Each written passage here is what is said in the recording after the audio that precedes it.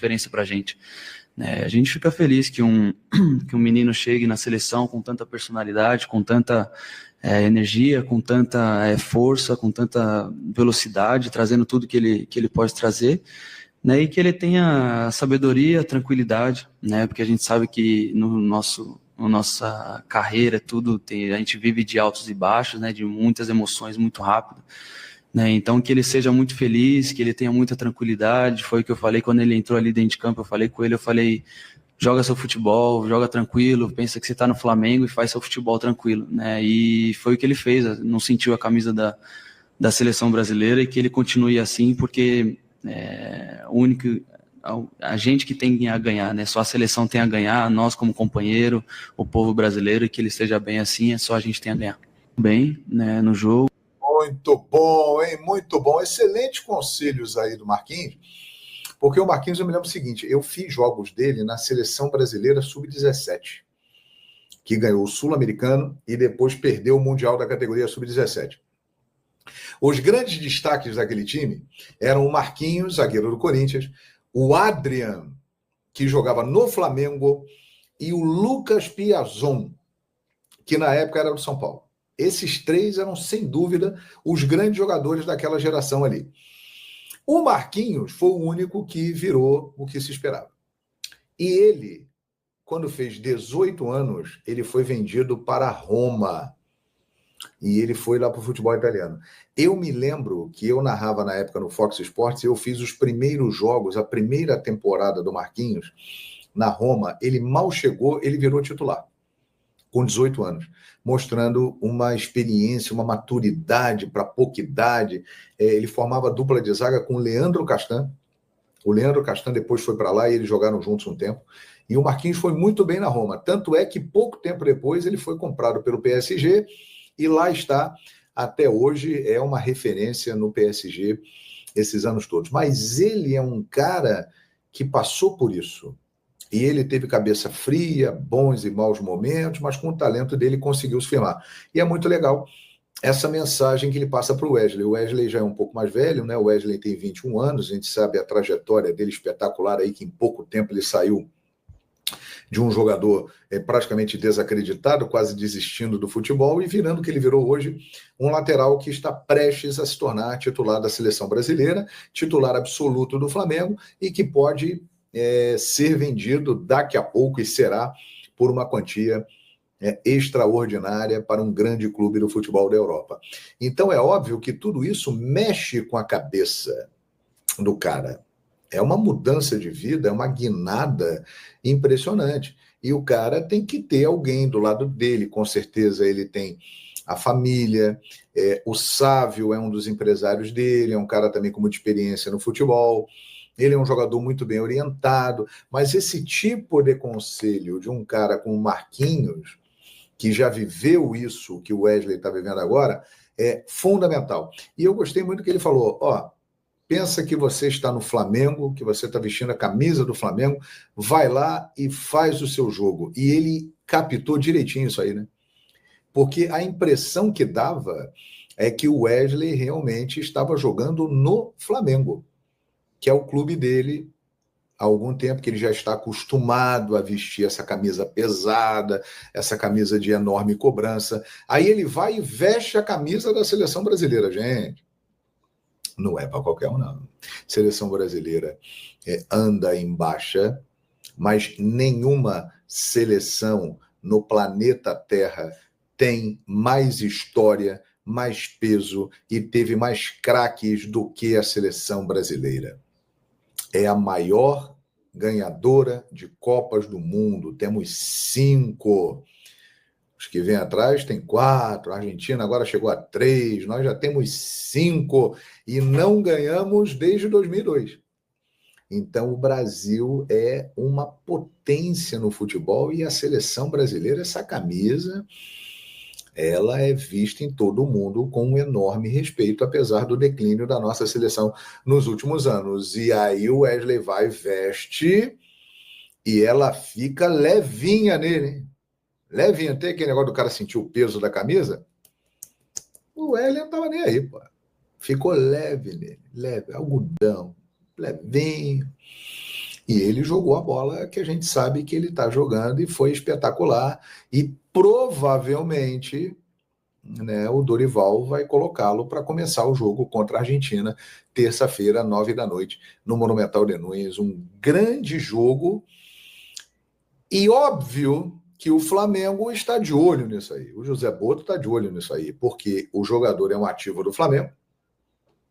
Ele já está sendo cobiçado por gigantes da Europa, mas o fato dele vestir a camisa da seleção e jogar bem o valoriza ainda mais lá fora. Porque no exterior, e especialmente na Europa, a seleção brasileira, quem veste a camisa amarela e se comporta bem com ela, ganha muita valorização. E é isso que está acontecendo com o Wesley em poucos minutos. Olha, se ele jogar contra a Argentina e for bem contra a Argentina, minha gente, o Wesley pode se transformar na maior venda da história do clube de regatas do Flamengo. Vinícius Júnior foi vendido por 45 milhões de euros em 2017 e foi para lá em 2018 para o Real Madrid. O Wesley pode suplantar esse valor. Porque antes dele ir bem na seleção brasileira se falava de algo em torno de 30, 35 milhões de euros. Se ele for bem na seleção, se ele continuar bem no Flamengo, se ele tiver uma boa participação com o Flamengo no Super Mundial de Clubes no meio do ano, que é uma competição que o planeta inteiro estará ligado, porra, ele, ó, grana, muita grana, o Wesley pode valer para o Flamengo. Então vamos aguardar os acontecimentos, que ele tenha tranquilidade, que ele tenha personalidade, isso não falta para ele, né, para jogar a bola dele. Ele é um jogador de muita evolução, muita evolução. Ele, de 2 anos para cá, é impressionante a evolução técnica, física do Wesley. Agora, ele sempre demonstrou uma característica, personalidade. Quando ele foi lançado no time do Flamengo, ainda ali na época... Porque uma coisa tem que ser falada aqui, hein? O Wesley, ele começou a evoluir com o Tite, que a torcida do Flamengo odeia, né? E tem seus motivos para isso. Mas o Tite foi o cara que começou a dar uma sequência maior para o Wesley. Ele começou a evoluir ali, e com o Felipe Luiz ele deslanchou. Aí ele foi embora. Mas antes do Tite, com o Sampaoli, né, com o Vitor Pereira, ele começou a ser usado, mas teve altos e baixos, falhou muito, acertou muito, e a torcida pegando no pé, não joga nada, tem que mandar embora e tal. É uma história muito parecida com a do Rodinei, só que o Rodinei já era mais velho, era mais experiente, né, e acabou saindo por cima. O Wesley agora é a mesma coisa. A galera pegou no pé, ele seguiu, pedrada de tudo quanto é lado, trabalhando, melhorou, evoluiu, conseguiu se firmar. Num determinado momento tinha disputa entre Wesley e Varela, e agora não existe mais essa disputa há muito tempo. Na lateral direita, o titular é o Wesley, e o Varela vira uma boa opção, inclusive até para o lado esquerdo também, que ele está jogando bem por ali. Então, que ele continue evoluindo, que ele tenha calma, tranquilidade. E eu já gravei um vídeo há muito tempo, né? Vou até recuperar esse vídeo aí, o Tom, meu editor, pode até me ajudar nisso. Eu gravei um vídeo há muito tempo dizendo o seguinte: eu vejo o Wesley jogando e me lembra muito o início do Cafu. O Wesley, ele lembra muito o Cafu. Obviamente, já conheço vocês das redes sociais, obviamente, que vão aparecer aqueles que vão dizer: você está maluco de comparar Cafu com Wesley. Olha só, a carreira do Cafu é extraordinária. A carreira do Cafu é uma das maiores da história do futebol. Único a jogar 3 finais de Copa do Mundo e de maneira seguida, só o Cafu. bicampeão mundial com a seleção brasileira. 94, ele entrou na final, que o Jorginho se machucou. 2002 foi capitão, lembra? 100% Jardim Irene e tal, aquela coisa toda. Capitão do Penta. E foi vice-campeão do mundo em 1998. Uma trajetória em clubes fantástica. São Paulo, que ali foi o pulo do gato do Cafu. Tele Santana está fazendo agora o Felipe Luiz com o Wesley o que Tele Santana fez com o Cafu lá atrás. Cafu, quem tem a minha idade, ou um pouco menos, mas viu o Cafu começar, ou um pouquinho mais, lembra que o Cafu, quando começou, era correria pura. Ele primeiro apareceu como um volante, depois ele virou um ala mais avançado, quase um ponta, e depois ele se tornou o grande lateral que nós conhecemos nas mãos de Tele Santana, que o trabalhou, aprimorou os seus fundamentos, que eram deficientes. O Cafu reconhece isso. Cruzamentos, algo que o Cafu tinha dificuldade. E o Cafu se tornou um monstro do futebol mundial com uma carreira brilhante. O Wesley, ele tem as mesmas características do Cafu quando começou. Quem é mais velho, é da minha geração e acompanhou o Cafu começando, eu acho que vai concordar comigo. Ele lembra muito o Cafu. O Cafu tinha muita força, muita velocidade, marcava bem. Só que em determinados momentos ele tinha dificuldades técnicas. Com a presença de Tele, ele evoluiu nesse aspecto. E aí, seleção brasileira, foi embora, Europa, monstro sagrado, um jogador fantástico. É muito difícil repetir uma carreira como a do Cafu. A carreira do Cafu é algo realmente para poucos. Mas em termos de se tornar um grande lateral, fazer sucesso na Europa e na seleção brasileira, eu acho que o Wesley tem tudo para seguir a trajetória do Cafu. Eles são muito parecidos.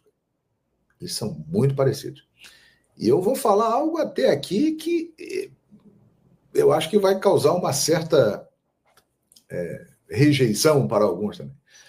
O Wesley, no início de carreira, nesse momento de evolução dele, ele vai mostrando até alguns recursos a mais do que o Cafu tinha.